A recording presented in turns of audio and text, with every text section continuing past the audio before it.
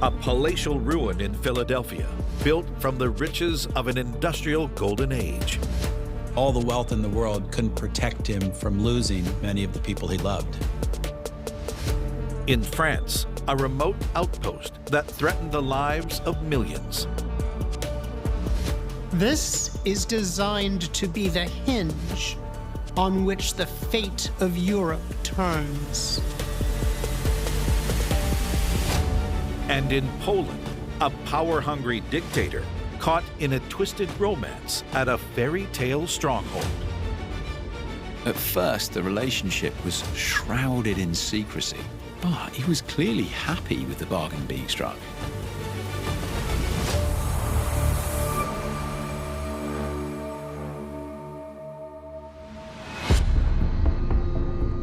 In southeast Pennsylvania stands the relic of an era when the titans of industry ruled America.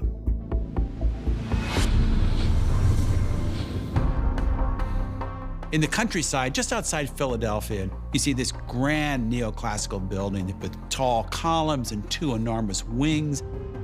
It feels like you could be standing in a grand European palace. But this is in the USA, and we're pretty famous for not having a monarchy.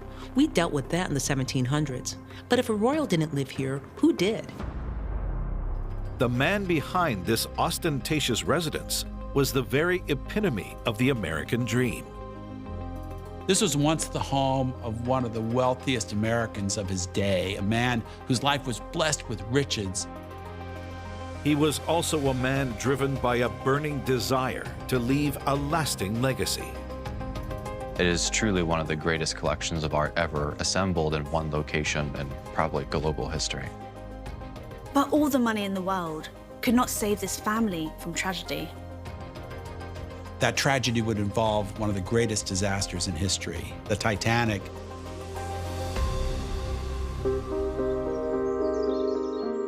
I first found this place when I was 11 years old, and it just all struck me. I'd never seen anything like it before. In 2023, Edward Tome headed up the group that purchased this property, with the seemingly impossible task of restoring it to its former glory. We are now solely responsible for this building and its well-being. So there's a great sense of responsibility that comes with that as well. It was so reminiscent of the palaces of Europe, such as Versailles or Buckingham Palace. It's not something that you're used to seeing in the United States of America. The origins of this lavish residence began in a period of great prosperity, known as the Gilded Age. In the late 19th century, early 20th century, the American economy was just in overdrive. A few individuals made a fortune from the booming industries, such as steel, railways, and shipping. People like John D. Rockefeller and Andrew Carnegie. These were men who'd started out from very humble backgrounds, even poor, and became these titans of industry. Philadelphia native Peter Widener was one of those men. He was born in 1834, the son of a German immigrant bricklayer, and began his career as a butcher. In the early days of the Civil War, he won a contract to supply mutton to the Union troops within a 10-mile radius of Philadelphia. And with that mutton contract, he earned $50,000, which is about $850,000 in today's money. He invested that windfall in up-and-coming industries. He was involved in U.S. Steel, Standard Oil, American Tobacco. Peter also invested heavily in the American public transit system and amassed a fortune in the region of $35 million. Yet from early on, his personal life was marked by tragedy. He lost the eldest of his three children, Harry, to typhoid fever at the age of 15. The final blow was his wife passing in 1896 due to an unexpected heart attack. And at that point, his two sons, George and Joseph, were living out on their own and building their own houses. Widener's grief would drive the creation of his most important investment. He said to George and Joseph, I don't want to live alone for the rest of my life. If I build a house large enough that we can all coexist in, will you move in with me? And of course they said yes. Peter's new family home took 2 years to build and cost around $300 million in today's money. By December 1899, Linwood Hall was complete. It was one of the largest homes in the country and remains so today. There were 44 in-house staff, and there was about 160 on the estate as total. All the family portraits hung in here of Peter and his 2 sons. This leads right into the dining room, which is where the family would spend a lot of time every evening. They would sit around a giant table here in the middle with, Peter and George and Joseph and the wives and all the children. Yet Linwood Hall was always intended to be much more than just a family home. Widener had a particular affinity for European old master paintings, and he spared no expense in acquiring some of the most celebrated works of his time. This entire wall was covered with Romney, Hopner, Gainsborough, Reynolds. We had 2 El Grecos here on either side of this door. We had the largest private collection of Rembrandts anywhere in the world at the time, outside of Buckingham Palace. But Peter wasn't just motivated by personal pleasure. His humble start in life also played a role. He was very proud of that and had a great appreciation for this art collection and wanted to share it with everyone. And they opened up Linwood Hall as a kind of museum to the public for months every year for the grand price of 5 cents. His son Joseph later said, "Art belongs to those who appreciate it. Others merely own it." Yet heartbreak continued to follow his every achievement. Peter Widener had been part of the creation of the very thing that would bring grief to his family once again. In the early 1900s, he purchased a stake in the International Mercantile Marine Company. Peter's son George was also a shareholder, and he, his wife Eleanor, and their 27-year-old son Harry arranged passage on the maiden voyage of the company's newest cruise ship. This kind of travel was a huge part of the lives of America's economic elite during this period. That was supposed to be the most elegant way to cross the Atlantic. Eleanor, George, and Harry were already in Europe attending to business matters. This journey would bring them back to America. At 6:30 p.m. on April 10th, 1912, they set sail aboard the RMS Titanic. Little did they know, not all of them would make it home. The officers of the Titanic really did enforce this rule of women and children first.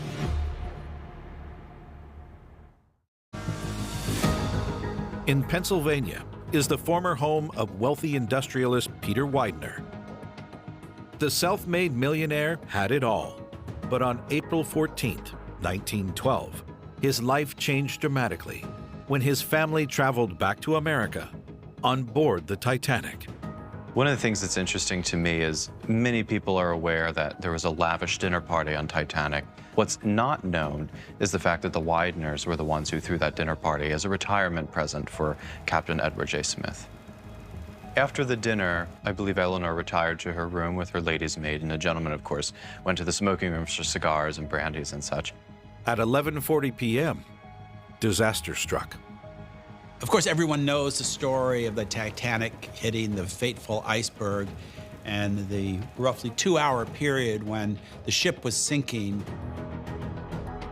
The vessel's officers enforced a strict women and young children only rule in the limited number of lifeboats, while the adult men were left to fend for themselves. The Widener family had the experience that many families had of separating right there at the rail. It was a heartbreaking scene. George, pulled his wife aside and he took off a gold and emerald ring and gave it to her, and he said, don't forget about me, but I want you to do everything that we talked about doing. Eleanor and her lady's maid survived. George and his 27-year-old son Harry unfortunately all perished in the sinking. Eleanor and her maid made it home on April 19th. There they found Peter, distraught with the news of the deaths of his son and grandson. Peter Widener was never the same again. Overcome with grief, his health suffered dramatically. We've been told that Peter would come out to this balcony and stare at the driveway, which is to our left, just hoping one day that a car would show up with both George and Harry in it. Only 3 years after the disaster, Widener died at Linwood Hall. He was 80 years old. The incident had such an impact on him that his doctor even said that he died of a broken heart. After Peter's death, the property passed to his last remaining son, Joseph. Linwood Hall remained in his hands until he died in 1943. After Joseph's death, neither his children nor his extended family wished to take on the vast responsibility of taking care of the property. The Widener's fabulous art collection was donated to the National Gallery. Those grand rooms must have seemed very empty when all those paintings were gone.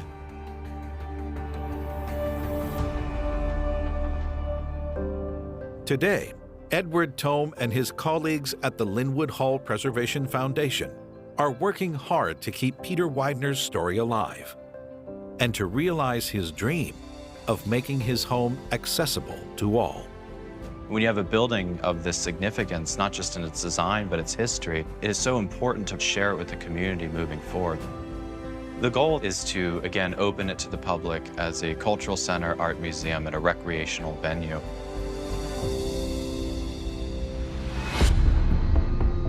In northern France is an ominous collection of buildings intended to decide the fate of Europe.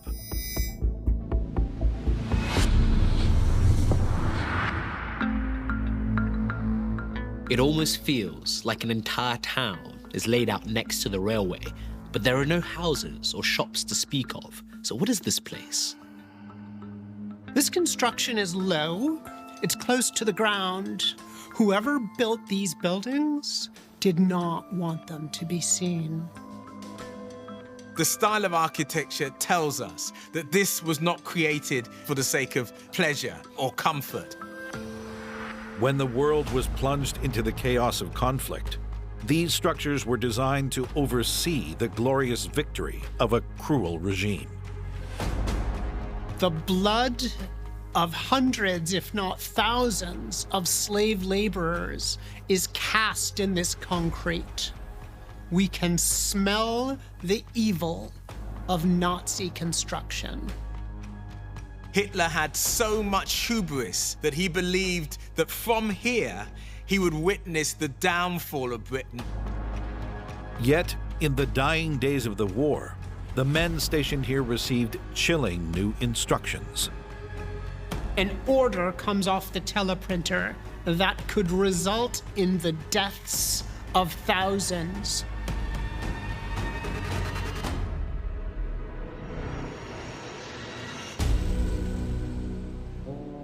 I discovered the site in 2007, but it was forbidden because it was military land.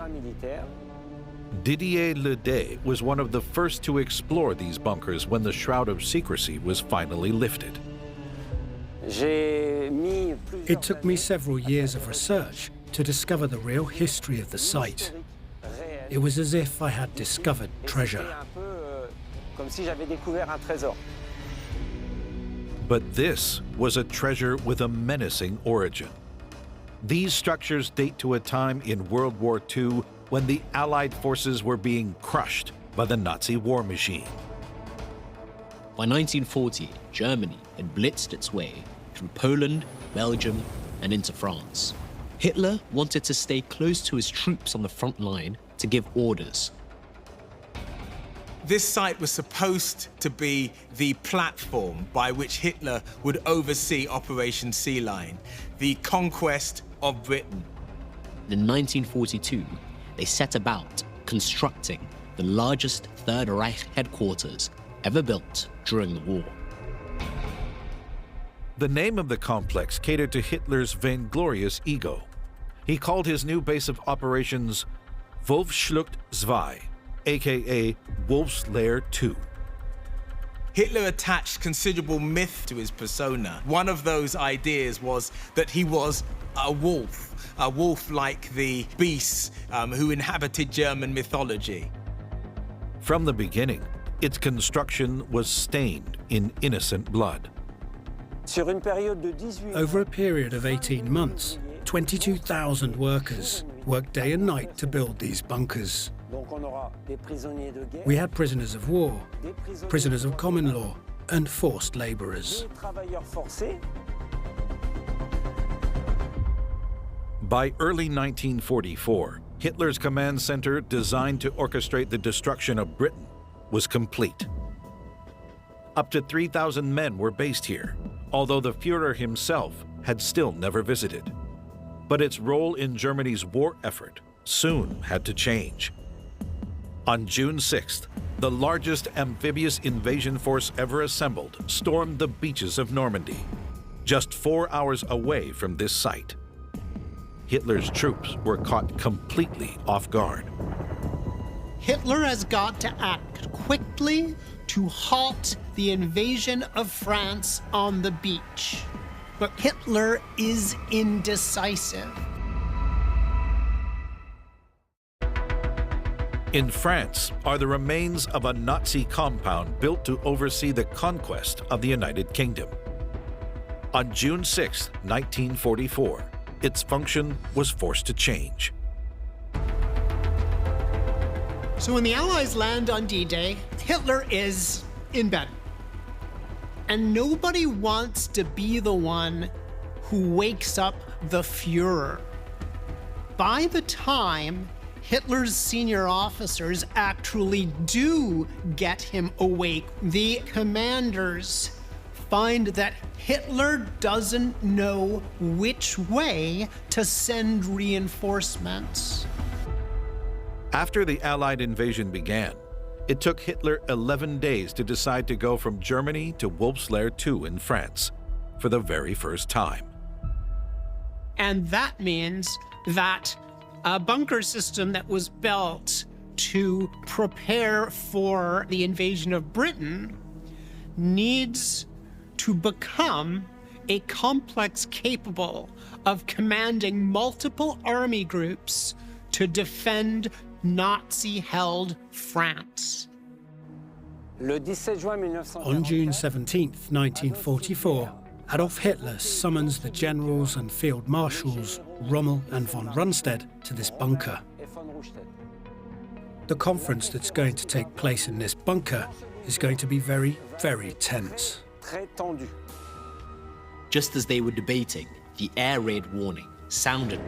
Allied bombers were in the air, and the whole party scrambled into the shelters deep in the hillsides where the meeting continued. At this point, Hitler demanded the V-1 rocket, built to pound London into submission, be used against the invading forces. He seemed to believe that this would act as some sort of sword of Damocles, striking down the enemy. The artillery general advised it was far too risky to send the V-1 to the front lines. These things were entirely unpredictable, and he worried that they would kill their own men if they fired them anywhere close to the invasion forces. The supposedly great Führer was visibly shaken by the general's reaction and dismissed their recommendations to retreat from Normandy and regroup. After only 12 hours at WWII II, he makes a feeble excuse to leave, while his generals return to the front lines to try and hold back the Allied invasion. And Hitler appears not to be a man of great physical courage. Hitler's response is, I am in such danger here in France. I am going to get back to Germany. I'm going to command from someplace where I can feel safe. After Hitler returned to Germany, he never again stepped foot inside WWII II. On August 25, 1944, the Free French Allied forces entered Paris and declared it liberated. The next day, from the safety of his Berlin bunker, Hitler would send an alarming message to this base's communication center, calling for the bombardment of the French capital. Hitler gives a scorched earth order to destroy the entire city. The order was received by General Hans Speider who just months earlier had been part of the failed plot to assassinate Hitler and take control of the armed forces.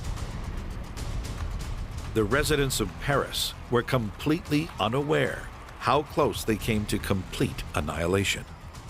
The general who receives the message, who reads it, understands that Hitler is crazy. It's useless to destroy Paris, who will have no military interest. So he tears up the message. He destroys the message. As the Allies advanced through France, the Germans fled Wolfslair too. After their eventual surrender, the U.S. Army occupied this complex until 1946. It then served as a NATO base and school for French Special Forces until it was abandoned in 1993. After NATO left, the site became overgrown, and many of the stories of its history became forgotten. Since then, a local association has worked to maintain these buildings, and plans are underway to convert it into a museum site. Last year, we had 2,700 visitors, and every year it increases. It goes up and up. On the small Italian island of Procida, off the coast of Naples, is an ominous structure that harbored aristocrats and villains. At the island's highest point, your eye is immediately drawn to this building that's commanding and daunting in equal measure. As you approach along the driveway, you are met by these two large wooden doors. But were they meant to keep people out or in? Beyond the gates is a large open courtyard lined with stoneworks. It's a demonstration of lavish opulence. When you step inside, the mood drastically changes. You've got piles of shoes, rows of rusting beds, baskets of thread all over the place. Maybe it was a factory of some sort, but honestly, it's just creepy. Exploring deeper into the building's underbelly, you can see a place that is even more unsettling. That's when you see bars on the windows. And there's the real giveaway. Nobody came here by choice. What began as the stronghold of a really powerful dynasty slowly emerged into something much more sinister. This building used to be home to some of the most dangerous people in Italy.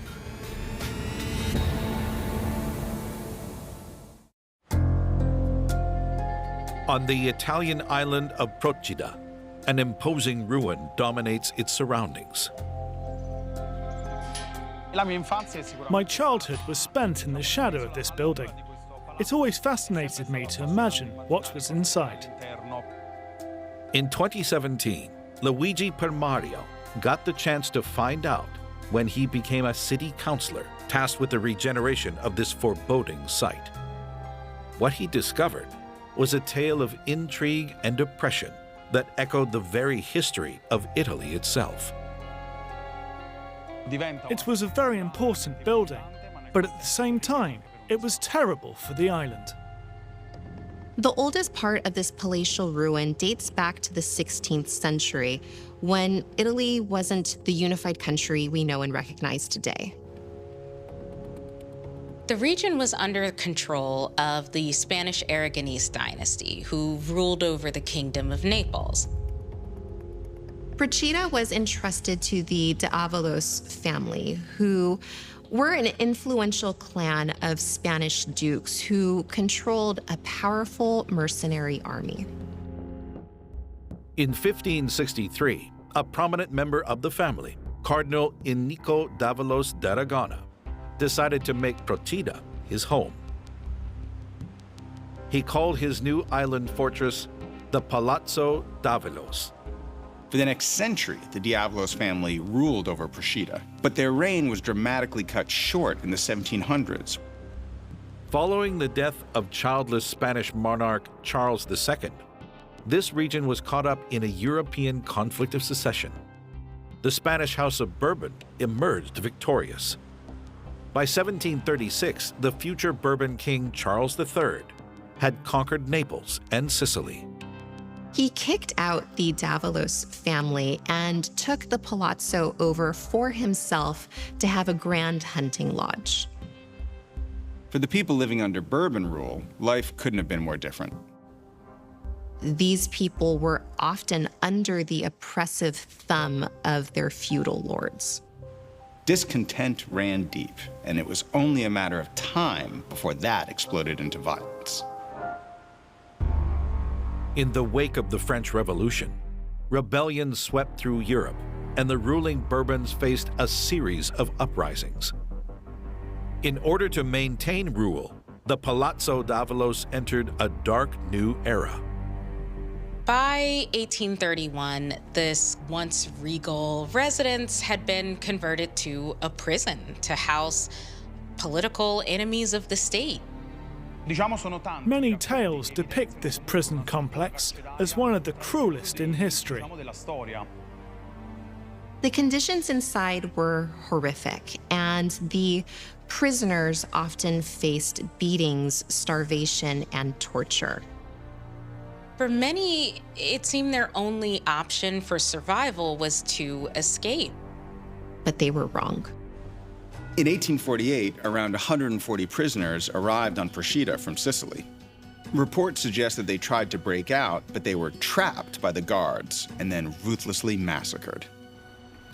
132 inmates were gunned down in the citadel of Terra Murata, which surrounds the prison complex. The event sent shockwaves through Europe. It's actually said to be one of the reasons that Gladstone, who was the British Prime Minister at the time, broke off diplomatic relations with the Bourbon monarchy. Instead, he chose to back the Italian rabble-rouser Giuseppe Garibaldi, the heroic revolutionary that overthrew the Bourbons in the 1860s and was finally able to unify the country. While the birth of modern Italy had arrived, the Palazzo Davalos remained a place of incarceration for the next century. And soon, the prison needed to expand to meet the growing demand of a particular breed of criminal. In the 1970s, the prison started to be overrun with Italian mafioso. We're talking mob bosses, hitmen, henchmen, the whole range. Giacomo Retaggio started working here in 1963 as the prison's only doctor. Over the next 25 years, he got to know some of the prison's most dangerous convicts. I would establish this empathy, rapport with the inmates, meaning they would never say no to me.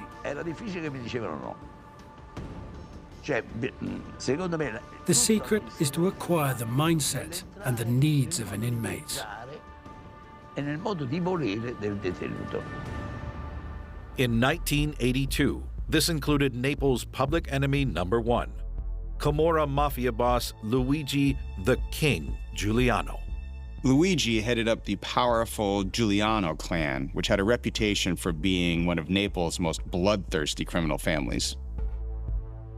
At the time he was arrested, Giuliano was in the midst of a brutal war with a rival Camorra gang, led by Raphael the Professor Cutolo.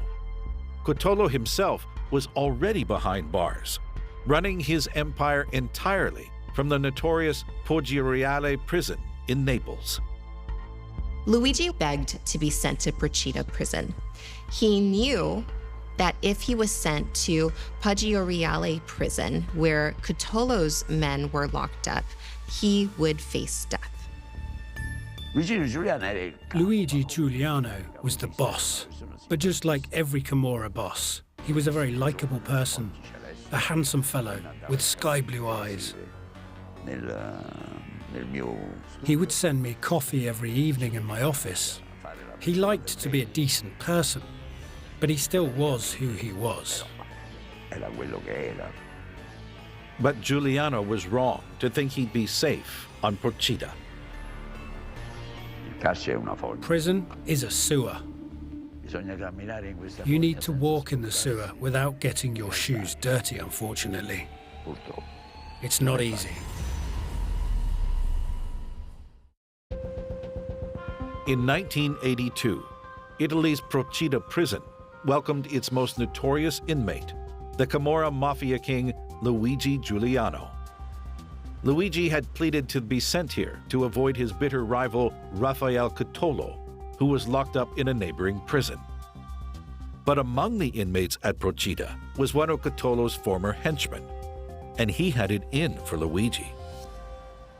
In November, he was stabbed by another inmate and left for dead. I was at home and I got an emergency call. And this guy who was imprisoned here with Giuliano to win his old boss's favor back had stabbed Giuliano in the liver twice. He was about to die. There was nothing I could do other than stop the bleeding as much as I could and prescribe emergency hospitalization. Luckily for him, he survived. Not so lucky for Naples. After he was acquitted of all charges, he continued his reign of terror for the next 20 years. Giuliano was eventually arrested in 2000 and turned into a government witness to avoid jail time. But during that period, the aging prison here had already been forced to shut its doors for good. In July '88, they closed it because the number of inmates kept decreasing until there were only 100. It was because of a certain campaign from Procida where they blamed the prison for its failing tourism.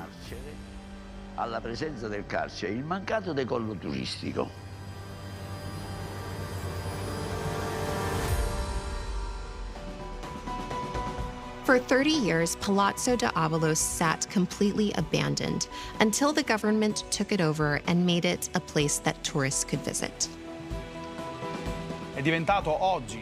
It's now become a place of culture, a place that truly everyone embraces, and an asset for the island, which had been forgotten.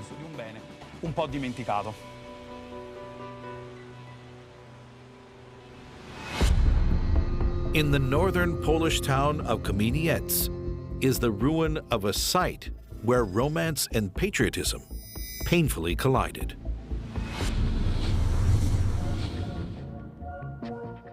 There's little houses and shops and a church. It seems like a place where things move slowly. But at one end of town is something quite unexpected. Set back from the street is a towering stone structure ravaged by the passage of time. It's got this big facade, 2 wings spreading out on either side. It seems like somewhere really important. Central Europe is dotted with palaces such as this, but this one is remarkable because of who ended up here and with whom. One of the world's greatest generals was caught in a love affair. For him, it was passion. For her, it was duty to her country. She carried the very existence of Poland on her shoulders, but the question was, would it pay off?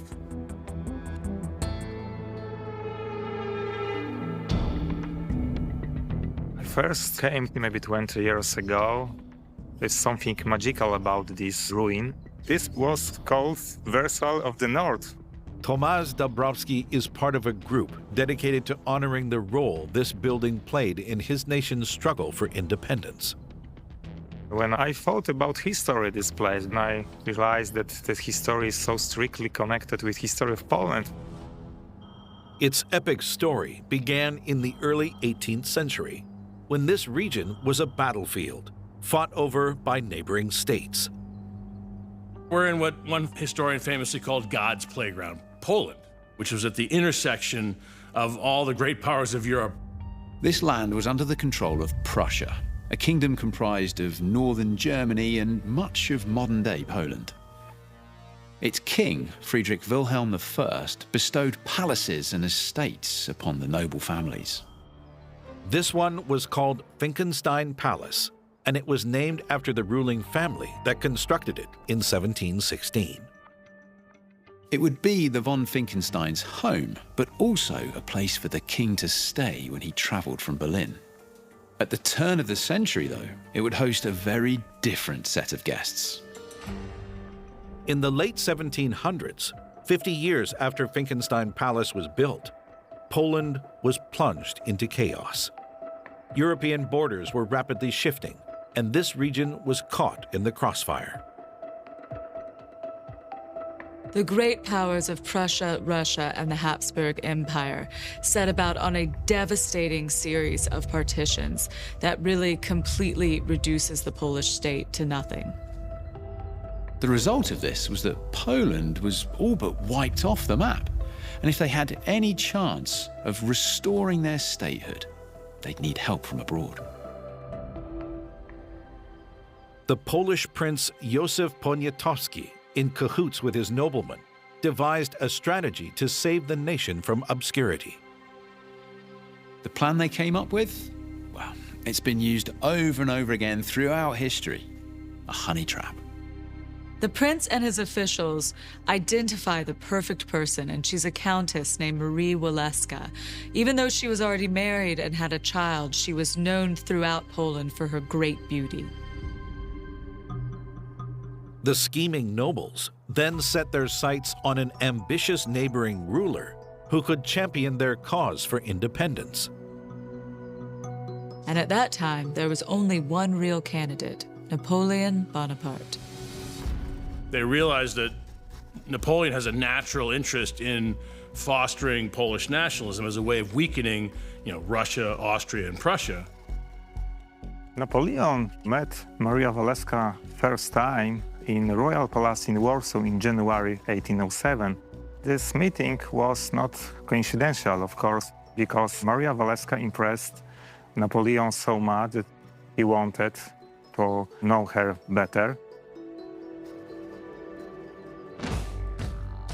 The Polish plan appeared to be working. When Napoleon returned to his European campaign, he didn't forget his newfound mistress. In 1807, Napoleon invites Marie Waleska to the countryside where he is resting after another important battle. As she arrived, she was greeted by the magnificent facade of Finckenstein Palace.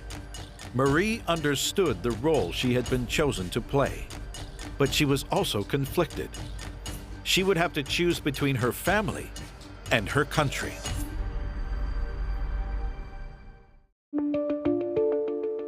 In 1807, Napoleon was at Finckenstein Palace, preparing for his next battle. His mistress, Maria Waleska, arrived on a secret mission to help her country achieve independence, but it was one that caused her great distress. She's very concerned about her reputation because she's married, she has a child, she's of noble birth. Napoleon was all too aware of Maria's personal situation and continued the affair regardless.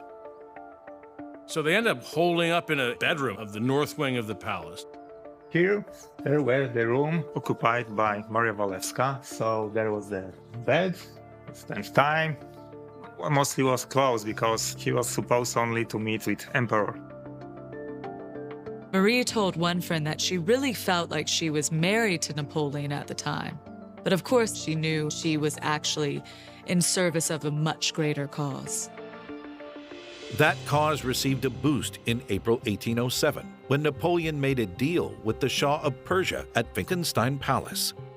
Napoleon's plan is to basically create this continental system, to close off all of Europe, including the Russian Empire, to British trade. Persian envoy came here the 26th April of 1807. It was most important political event here because treaty between France and Persia was really important for Napoleon. After the treaty had been signed, Napoleon continued his war with Russia.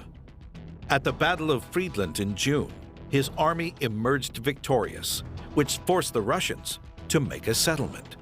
This was the moment that Marie was waiting for. The French are negotiating with the Russians, and the fate of Poland is on the table. Marie had left behind her husband and child to spend 2 months with Napoleon in the hope his favour would sway his decisions. But in the end, it would all be for nothing. Under the terms of the deal, Russia kept most of the Polish territory they previously held. Napoleon merely elected to form a small Polish state called the Grand Duchy of Warsaw. Poland's dream of true independence was over.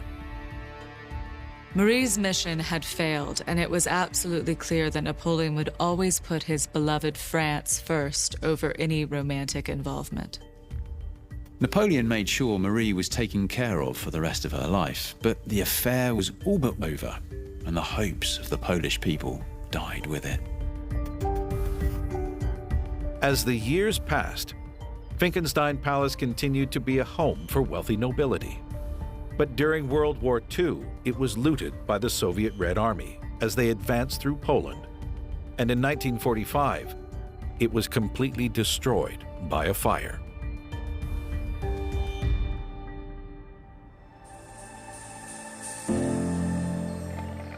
Today, the site is privately owned by a member of the Polish Napoleon Foundation, and it became a shrine to a pivotal moment in Polish history that unfolded within the walls of this great palace.